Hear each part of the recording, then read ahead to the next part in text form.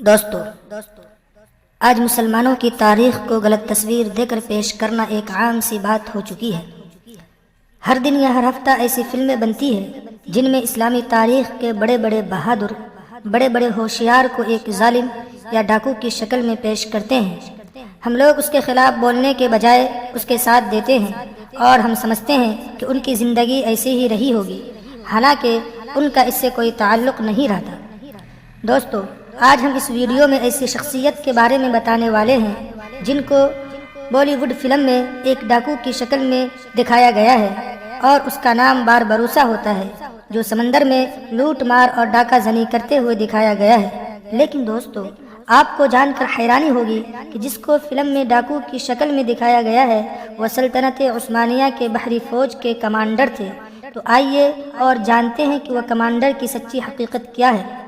ترک خلافت عثمانیہ میں کئی جانباز گزرے ہیں جنہیں آج بھی تاریخ کارناموں کی وجہ سے نمایاں کرتی ہے۔ ایسا ہی ایک نامور شخصیت خیر الدین پاشا باربروسا کا بھی ہے۔ ہمارا المیہ ہے کہ ہم آج اپنی شاندار تاریخ کو فراموش کر چکے ہیں۔ ہم انگریز اور یورپی لوگوں اور ان کے کارناموں کو تو جانتے ہیں، مگر اپنے مسلم جانبازوں کی تاریخ کو بھول چکے ہیں یا ایک سوچے سمجھے منصوبے کے تحت ان شخصیات کی معلومات کو ہم سے دور کیا گیا ہے۔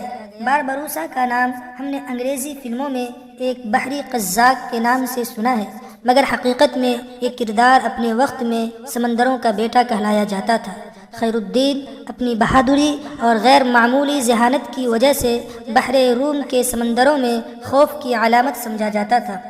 اسے باربروسا کا لقب سرخ داڑھی کی وجہ سے ملا تھا۔ جب باربروسا نے افریقی سمندروں میں اپنی کامیابی کے جھنڈے گاڑے تو ترک سلطنت نے باقاعدہ طور پر ملکی بحریہ کی کمان انہیں سونپ دی۔